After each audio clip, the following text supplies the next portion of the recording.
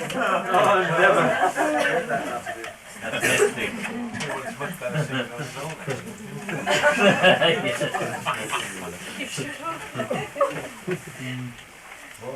My introductions are deja vu. We know what it's going to be. Do we? Burns was renowned for his love for the Lassies and their love for him. And there's no better person to toast him. The man in red. His wife lived for 40 years. Well done, Peter. Mr. Speaker. Sheila, could you come here to read the poems?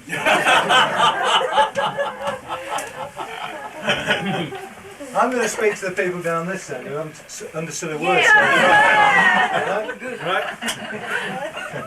Actually, I was very pleasantly surprised when my brother asked me to speak at his Burns do, because as he's tried to tell you already, we moved to Scotland in our teens, and at that time I thought it was Rabbi Burns, he was a Jewish brother.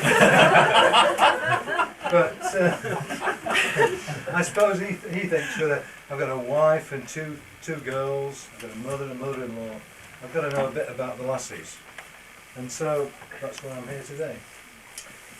That Burns was very fond of the Lassies is beyond question. Most of his poems and his songs were written about them, or for them. But why did you women find him attractive? He was a compulsive womanizer. In fact, yeah, sorry. That's it, come out. Yes. I'm talking about Burns now. And he would have been in breach of Rule 10 of the club that he was a fan. Yeah. Yeah, get off my own. It's tough enough, is it? Not too much. Right.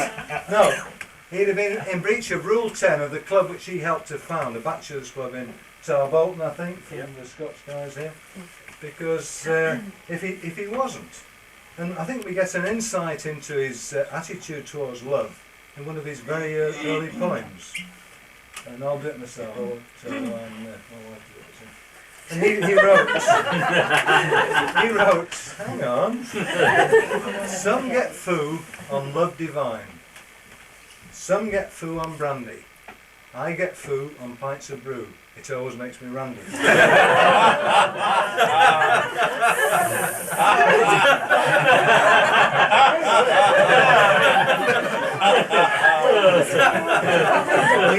His appetites knew no bounds. This is Burns, not mine.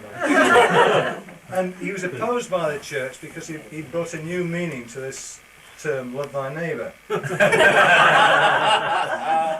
I suppose I've got to go along with the fact he was good looking, he was well educated, he had an easy charm and a ready wit. But mostly I think the way he appealed to women, he was a true romantic.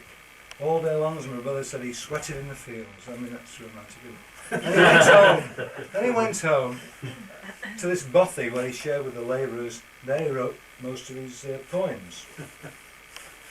And what woman, could resist lines like, but to see her was to love her, love but her, and love forever. And when he was parted from Bonnie Jean, was it Bonnie Jean? A fond kiss, and then we sever. A farewell, and then forever. Mills and Boone knew all about this. They made a fortune out of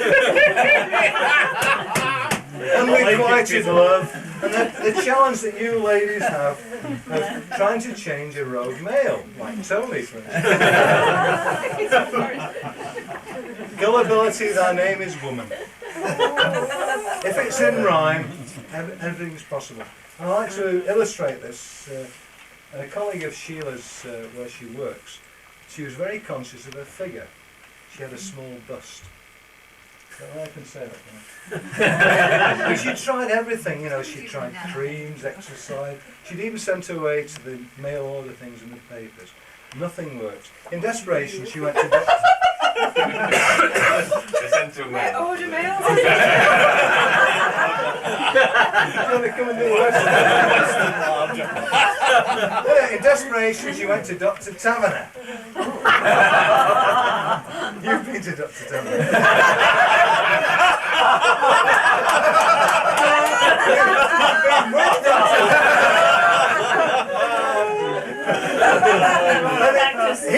He listened sympathetically, as doctors do to you ladies, and he listened to her and he said, yeah, I can help you, because she was worried about surgery.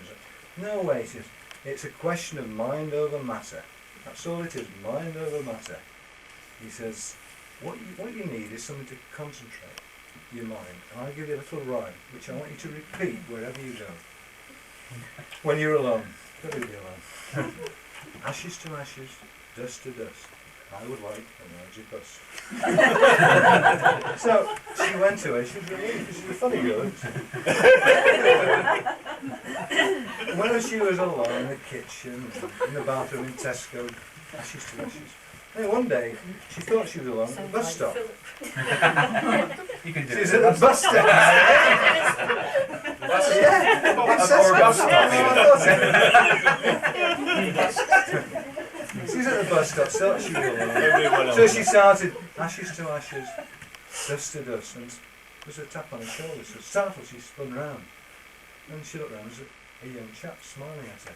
And he said, excuse me, are you with Dr. Taverner? That's not it. And she said, yes, how do you know? Hickory dickory dock.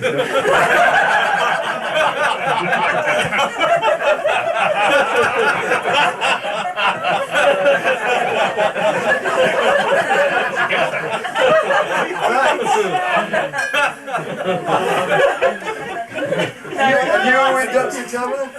Right. In his 20s, he was separated from his real love, Bonnie Jean. And in emotional turmoil, I'm not sure what that is, but emotional, what it said in your book, emotional. Our hero married, on the rebound, Island Mary. I don't know what her name was. Island Mary, something like that. And she was a very ambitious woman, a different sort of woman altogether. You know, she pushed him into doing things. And she made him get his poems published. And the book was a success, but sadly she died, and she couldn't share in his newfound fame. The city beckoned. Edinburgh's intelligentsia welcomed him with open arms. All three of them. This is a city that has always appreciated. Then we came back to Hang on, I'm coming to him later, just a minute. The city appreciated a smooth rustic, a man with precocious talent. With all the social graces. With all the social, in short, a right plonker. Women were bound to seek him out, and they did. Now, you mentioned Norman, and we've heard him on the guitar. Well, Norman can vouch for how Edinburgh treats their superstars, because as a young man, Norman was a pop singer in Edinburgh.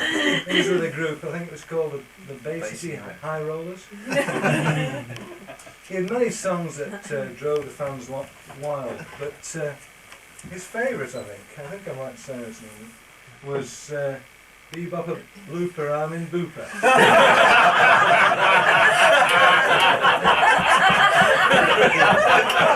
And Mary said, when do I join? Now the city got tired of disillusioned, he left. And we first of all noticed a change in his attitude to women. And he writes,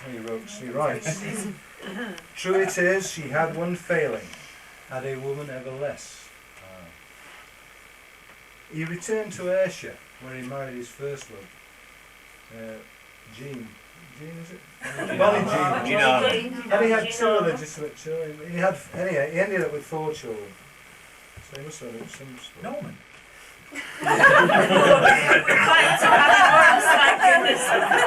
Yeah, the wheel had turned full circle. The wheel had turned full circle. And his last poem, which Max has already took, he writes, "Where sits our sulky sullen dame, gathering her brows like gathering storm." He reads it better than me. "Nursing her wrath to keep it warm." We've all had that, you guys, haven't we? Saturday night, Where is the romantic? You know, where's the romantic now? What would he have made of modern women? Oh, Robbie, what would he have made of modern women? As a child of the 1760s, he heralded a new morality.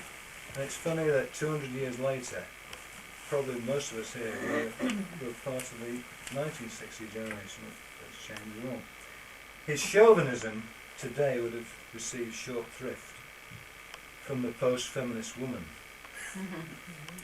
Yeah. It was easy. Not quite. You like thinking about that, didn't you? We've all had a stare, haven't we? It was easy for him, you guys, because women's lib, equality, and PMT haven't been invented yet. It's the men that have the headaches today. And how would you think if he'd gone to his wife and said, "I'm just going out for a night with the boys to the club," you know, how would he? Would that have been received? No chance today, you know.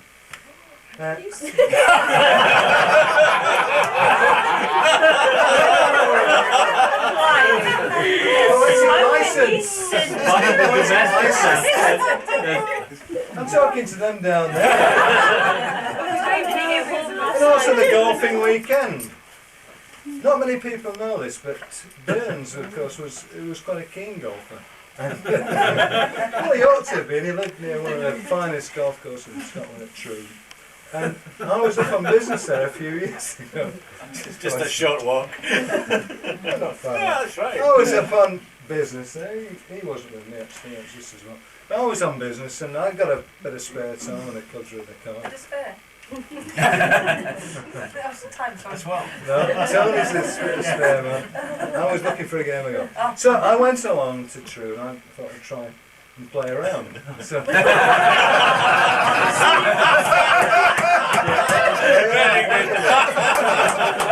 so I went into the pro shop.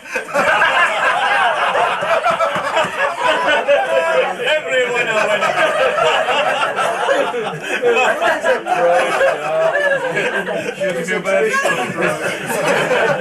I went to the pro shop. Let's take up golf. Read your next line first. I'm not reading it. And he said, "You like a round?" It's £20 including a caddy. And I said, There's the "I first don't hole. need a caddy. I don't need a caddy." He said, "Sorry sir, club rules, you've got to have a caddy." So fair enough, give him the £20. And he gave me this little robot, a metallic robot.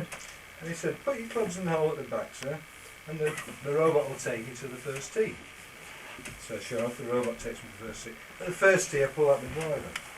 And the robot said, "Alright, use a 4-iron, play up short, hidden water." So I looked round, put the driver up, 4-iron, sure enough, played straight down the middle, just short of the hidden stream. So the robot then said, "Use an 8-iron, watch the trees on the right." 8-iron on the green, 2 putts for a par. And this went on. I had a superb round, the best round I've ever had in my life. So I'm not a very good golfer. And so it was great. And 2 years later, last year, I was back in True on business, and I called the club into the pro shop, and he said that'd be £20, sir. I said, "Does that include a caddy?" He said, "Sorry, no sir, we don't use them anymore." I said, "You're joking?"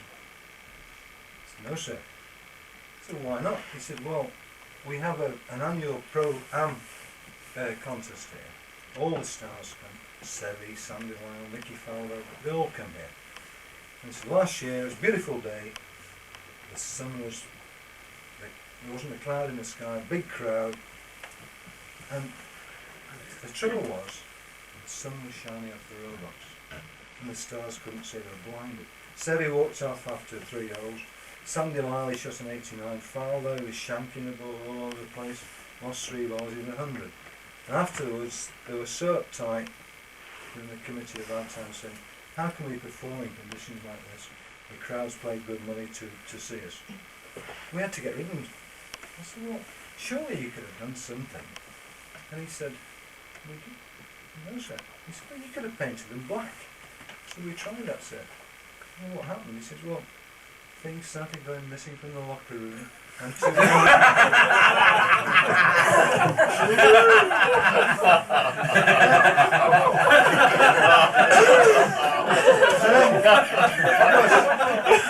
Burns joined us. And this isn't any spoiler because he couldn't write actually. But when he joined, It's a local joke. What you don't know is, see, Burns, he was ambidextrous. He could write poems with left hand and his right hand. Now, when he joined Troon Golf Club, he had to go along for an interview, you see. So he went along and he passed everything. They said, you've got to have 2 rounds with a professional. If you just call in the pro shop on your way out. Fix it up, fair enough. So he goes into the pro shop and oh yeah, hello Mr. Burns, you've got to play right. How about 10:30 next Saturday? He says, yep, 10:30 next Saturday. I might be 15 minutes late. So there he goes. And next Saturday, sure enough, he comes up in his podium trap. And out of the boot, he opens his boot up, and he's got 2 sets of clubs. And he takes his left-hand set, plays a professional, he beats him outside. It's just a formality, Mr. Burns. He says, next Saturday, 10:30 for the second round. He says, 10:30, great. I might be 15 minutes late. Next Saturday, the horse and track comes up, opens the boot, pulls out the right-hand set, and he beats the professional. When they get back in the clubhouse, the professional says, tell me, Mr. Burns, he says, that was very impressive, what a super golfer. He says, but, you know, I've got to ask you, playing left-handed one week, right-handed, what's the problem? He says, well, I'm a very superstitious man, he says. When I wake up in the morning, if my wife's lying to the left-hand side, play left-handed. If she's lying on the right-hand side, I play right-handed. And the professor says, well, what happens if she's lying on the back? He says, then I'm 15 minutes late.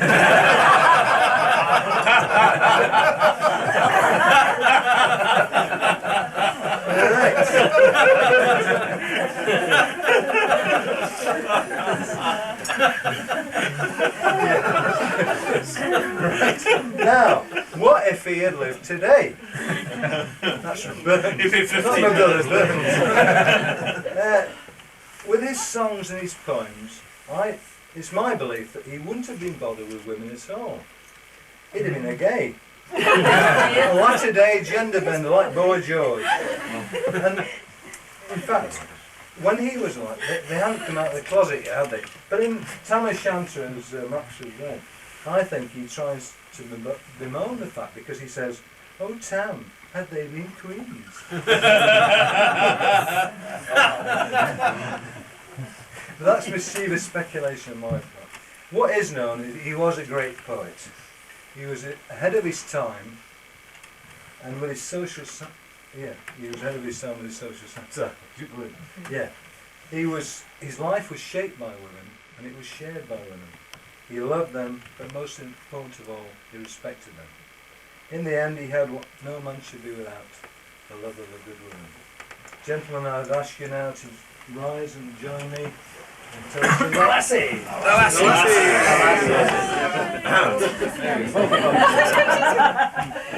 The